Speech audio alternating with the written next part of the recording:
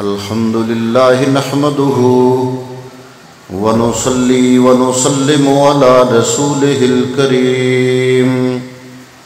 أما بعد فأعوذ بالله من الشيطان الرجيم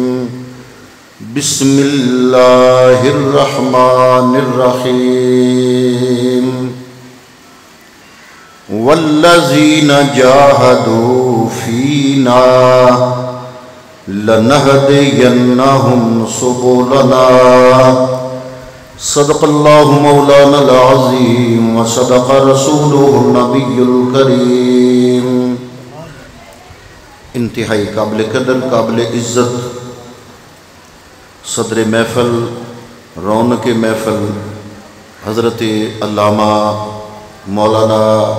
فدا رسول صاحب رضوی دامت برکاتکم العالیہ، انتہائی قابل قدر، قابل عزت ہمارے فیصل آباد سے آئے ہوئے عشق و محبت سے بھرپور، اللہ اور اللہ کی رضا کے لیے اتنا لمبا سفر طے کر کے اس مقدس محفل کا حصہ بننے والے فیصل آباد کے تمام عشاق مصطفیٰ، معززین علاقہ، حاضرین و سامعین، ہم سارے مسلمان یہاں پر ایک اللہ کے نیک بندے کی یاد میں اور اس اللہ کے نیک بندے کی بارگاہ میں اپنا ہدیہ عقیدت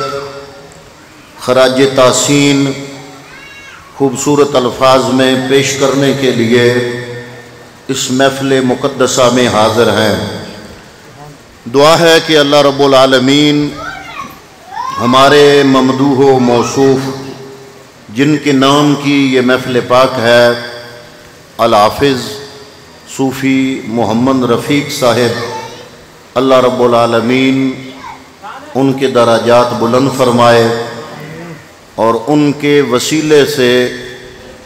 ان کے پورے خاندان کے جتنے بھی مسلمان اس دنیا سے کوچ کر گئے، اللہ رب العالمین ان سب کی بخشش و مغفرت فرمائے۔ حضرات محترم، اس محفل کا انعقاد اور سال ہر سال سے 14 اگست کے دن اس محفل کی رونق اور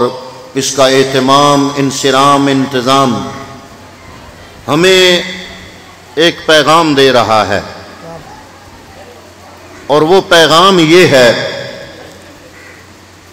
یہ محفل بتا رہی ہے اس اللہ کے نیک بندے کا، یہ ذکر بتا رہا ہے اللہ کے نیک بندے کے نام کی، یہ یاد بتا رہی ہے کہ اگر انسان اللہ کے لیے مخلص ہو جائے تو اللہ رب العالمین اس کی صرف یہ دنیا نہیں بلکہ اس کے سارے جہان کامیاب بنانے کا اہتمام فرما دیتا ہے۔ اب حافظ محمد رفیق صاحب کے دیگر بھائی بھی ہیں، رشتہ دار بھی ہیں، دیگر احباب بھی ہیں، لیکن جس بندے کا دنیا میں یہ دستور ہے کہ اولاد نہ ہو اس کا نام مٹ جاتا ہے، بندے کوشش کرتے ہیں، اسی لیے انسان کوشش کرتا ہے کہ میری اولاد ہو، اگر ایک بیوی سے نہیں ہو رہی دوسری شادی کرتا ہے، دوسری سے نہیں ہو رہی تیسری شادی کرتا ہے۔ اس کا مقصد کیا ہے؟ کہ میری اولاد ہو، میرا نام چلتا رہے۔ اللہ رب العالمین فرما رہا ہے جو میری ذات سے مخلص ہو گیا اس کی اولاد ہو یا نہ ہو، اس کے نام کے چلانے کا ذمہ دار خدا خود بن جاتا ہے۔ حافظ محمد رفیق صاحب کی اولاد نہیں تھی، اور فیصل آباد کے یہ ہمارے محبت کرنے والے احباب، ان کا ان سے تعلق تھا پیار کا، میں ان کو بھی سلام عقیدت پیش کرتا ہوں کہ ان کے دماغ میں یہ بات آئی کہ جن حافظ صاحب نے ہماری پوری زندگی خدمت کی دین اسلام کے حوالے سے، ہم ان کی یاد منائیں، اور نہیں تو کم از کم ایک محفل سال میں ان کے ایصال ثواب کے لیے رکھیں، تو یہ ان کا سارا اہتمام اور ان کی سوچ یہ صرف اور صرف خالصتاً اللہ رب العالمین کی رضا کے لیے ہے۔ یہ یہاں پر آتے ہیں، ہر سال اپنا ٹائم صرف کرتے ہیں، اس محفل کا حصہ بنتے ہیں، ان کا مقصد دنیا نہیں، ان کا مقصد دنیا کا کوئی انسان نہیں، دنیا کے کسی بندے کی رضا نہیں، بلکہ ان کا مقصد صرف اور صرف یہ ہے کہ وہ انسان جو اللہ کے لیے خالص تھا، جس نے رب کے دین کی خدمت کی، ہم اس کا نام بلند کریں گے تو گویا رب العالمین کی بارگاہ میں ہمیں بھی اللہ رب العالمین اپنی نوازشوں سے عطائیں فرمائے گا، کرم نوازیاں فرمائے گا، رب کی رضا حاصل ہوگی۔ تو یہ میں ان کے ان جذبات کی قدر کرتے ہوئے ان کو کروڑا سلامی پیش کرتا ہوں کہ آج کے اس گئے گزرے دور میں، آج کے اس میٹیریلزم کے دور میں، مادہ پرستی کے دور میں، کچھ لوگ ایسے ہیں جن کا تعلق صرف اللہ کے لیے ہوتا ہے۔ یہ الحب للہ والبغض للہ کی مثال ہے کہ وہ اللہ کے نیک بندے جو ویسے بغض نہیں کسی سے رکھتے، اگر کسی سے بغض بھی رکھتے ہیں تو اللہ کے لیے، ویسے محبت دنیا داری کے لیے نہیں، محبت بھی رکھتے ہیں تو اللہ کے لیے۔ تو یہ ہے ان کی محبت حافظ محمد رفیق صاحب کے ساتھ ایک محبت فی اللہ ہے، اور یہ محبت فی اللہ جو ہے یہ ان کو کھینچ کے لاتی ہے اس مقدس محفل میں، تو ہم ان کو خراج تحسین پیش کرتے ہیں۔ اور دوسرا، یہ محفل پاک یہ درس اور سبق دے رہی ہے۔ اب حافظ محمد رفیق صاحب نے کوئی ساری زندگی پیر ہونے کا دعویٰ نہیں کیا، آپ بیعت نہیں کرتے تھے، نہ بیعت کا سلسلہ چلایا۔ ہمارے ذہنوں میں کچھ یہ بھی تصور ہے، اہل سنت کے چند لوگوں نے ہمارے اہل سنت والجماعت کے مسلک اور عقیدے کو بدنام کیا ہوا ہے۔ وہ خانقاہی نظام جو اسلام کی شان و شوکت کا ذریعہ بنا تھا، آج وہی خانقاہی نظام اسلام کو زوال پذیر کرنے کا سبب بن رہا ہے، اور اس کا سبب ہم دوسرے لوگوں کو کیا کہیں جو نہیں مانتے اولیاء کو، ہم ان کو دلائل خود دیتے ہیں۔ ہمارے ایسے دربار جو جاہلوں کی دسترس میں ہے، جہاں پہ گدی نشین جاہل ہیں، وہاں درباروں پہ جو کچھ حرکات ہوتی ہیں ان کی فوٹو اور ویڈیو نیٹ پہ جاتی ہیں، اور یہ جب دوسرے دھڑے کے لوگ، دوسرے مکاتب فکر کے لوگ، اہل سنت والی جماعت کے مخالف لوگ جب وہ تصاویر اور ویڈیوز دیکھتے ہیں تو وہ اہل سنت والی جماعت کے بے مثل و بے مثال عقیدے پہ کیچڑ اچھالتے ہیں۔ تو حضرات محترم، ان کو مواد ہم خود دیتے ہیں۔ تو میں یہ عرض کر رہا ہوں کہ وہ خانقاہی نظام جو صدیوں سے اسلام کی ترویج کا سبب بنا، وہ خانقاہی نظام جس کی وجہ سے پاکستان مرز وجود میں آیا، وہ خانقاہی نظام ہم کہتے ہیں نا کہ اولیاء کا ہے فیضان پاکستان، پاکستان اولیاء نے یہاں پہ آ کے محنت فرمائی، لیکن وہ اولیاء پیشہ ور گدی نشین نہیں ہوتے تھے۔ وہ اولیاء، ان کی نظر مریدوں کی جیبوں پر نہیں ہوتی تھی، ان کی نگاہ مرید کے دل پہ ہوتی تھی، اور مرید کا رب سے ٹوٹا ہوا تعلق اللہ کا نیک بندہ اپنی نگاہ ڈال کے جوڑ دیا کرتا تھا۔ نعرہ تکبیر، نعرہ رسالت، نعرہ تحقیق، نعرہ حیدری۔ حافظ صاحب نے ساری زندگی کسی کو بیعت نہیں کیا، خود پیر ہونے کا دعویٰ نہیں کیا، خود ولی اللہ ہونے کا دعویٰ نہیں، خود اپنی کرامات گھڑ کے لوگوں کو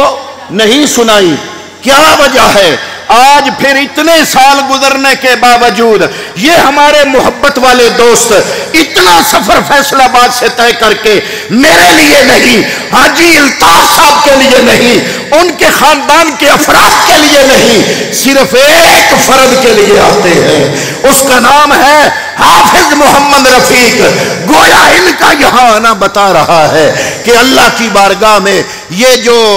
ہم نے روٹین کی بیعت بازی بنائی ہوئی ہے، یہ جو دنیا داری ہے، یہ جو چکر بازی ہے، یہ جو روحانیت کے نام پہ دنیا کو لوٹا جاتا ہے، اہل سنت والجماعت کے ماتھے پہ کلینک کا داغ اور دھبا ہے، اس کی ضرورت نہیں۔ اگر خالص اللہ کے لیے ہو جاؤ گے۔ حافظ صاحب نے وہاں پر نہ تو درس حدیث دیا، نہ قرآن کی تفسیر پڑھائی،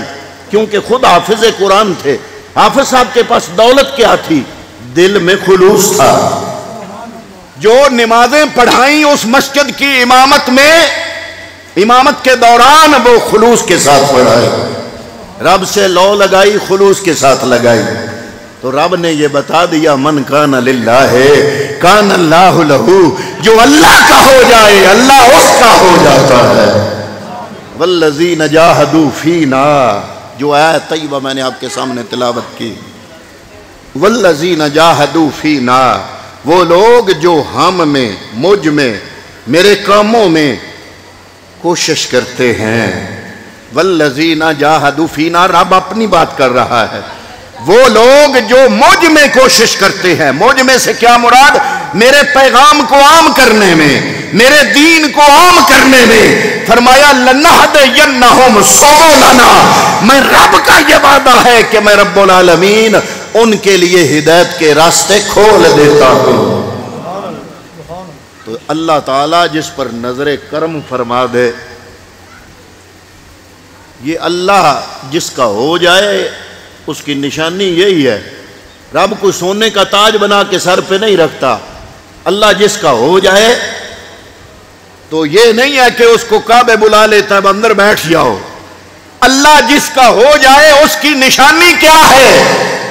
اللہ جس کا ہو جائے اس کی نشانی یہ ہے کہ آج تو صرف اولاد اپنے والدین کو یاد کرتی ہے، آج تو صرف والدین اپنی اولاد کو مرنے کے بعد یاد کرتے ہیں، بھائی بھائیوں کو مرنے کے بعد یاد کرتے ہیں، لیکن اللہ جس کا ہو جائے، اگر کوئی اس کا ذاتی بیٹا نہ بھی ہو، برادری نہ بھی ہو، دنیا کا کوئی رشتہ نہ بھی ہو، اللہ جس کا ہو جائے، اللہ رب العالمین غیروں کے دلوں میں اس بندے کا پیار اور محبت پیدا فرما دیتا ہے۔ من کان للہ کان اللہ لہو، اللہ جس کا ہو جائے، جو اللہ کا ہو جائے اللہ اس کا ہو جاتا ہے۔ تو حضرات محترم یہ عنوان تو بہت لمبا ہے اور بڑا دردناک بھی ہے اور یہ چھیڑنے والا بھی ہے اور یہ موجودہ معاشرے میں اس عنوان کی ضرورت بھی ہے، لیکن چونکہ جمعہ ہے تو میں حضرت صاحب سے گزارش کر رہا تھا کہ آپ نے تو جمعے کی چھٹی فرما لی، تو میرا تو جمعہ چونکہ یہاں پہ ہے اور میں 2 جگہ جمعے پہ حاضری دیتا ہوں، ایک بازار میں اور وہاں سے فارغ ہو کے پھر اپنی جامعہ مسجد میں 2:15 بجے یہاں پر جماعت ہوتی ہے۔ تو میں چاہتا ہوں کہ چونکہ حضرت صاحب تشریف لائے ہیں تو ان کی تشریف آوری کا میں بھی فائدہ اٹھاؤں، اپنی حاضری پہلے لگوا لوں اور اپنے دونوں جمعے جو ہیں وہ چھٹی کرنے کی بجائے وہاں پہ حاضری دے لوں، اور میرے بعد حضرت صاحب انشاءاللہ خطاب بھی خوبصورت فرمائیں گے اور آپ دعا بھی فرمائیں گے۔ ہم دعا کرتے ہیں کہ اللہ رب العالمین اپنے اس نیک بندے کی محفل میں ہم سب کی حاضری قبول فرمائے، اللہ تعالیٰ مرحوم حافظ محمد رفیق صاحب کے درجات بلند فرمائے، اور جو ان کے محبین ان کی یاد مناتے ہیں اللہ تعالیٰ اپنی بارگاہ سے ان کو اجر عظیم عطا فرمائے۔